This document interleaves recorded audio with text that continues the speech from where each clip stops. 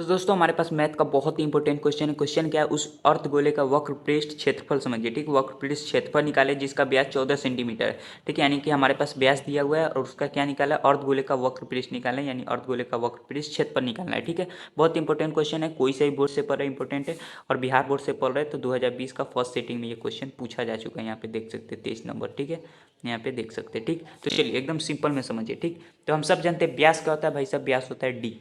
ठीक, डी बराबर 14 सेंटीमीटर। ठीक, और देखिए डी बराबर 14 सेंटीमीटर, अर्धगोले का वक्र पृष्ठ का क्षेत्रफल का क्या होता है सूत्र। ठीक, तो देखिए वक्र पृष्ठ, ठीक, वक्र पृष्ठ क्षेत्रफल का सूत्र, वक्र पृष्ठ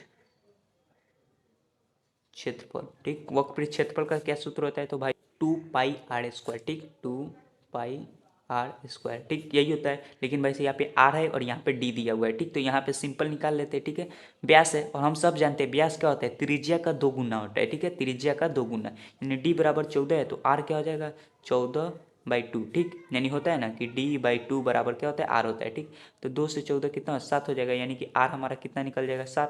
ठीक, निकल गया ना, वहीं पे सिंपल लिख देंगे। ठीक, 2 पाई का क्या हो जाएगा, पाई का 22/7। ठीक, आर क्या हो जाएगा, तो आर हो जाएगा 7, 7 का स्क्वायर। ठीक, तो यहाँ पे देखिए एकदम सिंपल में समझते चलिएगा। ठीक, 2.22/7, यहाँ पॉइंट को इंटू समझिएगा। ठीक है, ये इंटू है। ठीक, यहाँ पे गुना ही दे देता हूँ।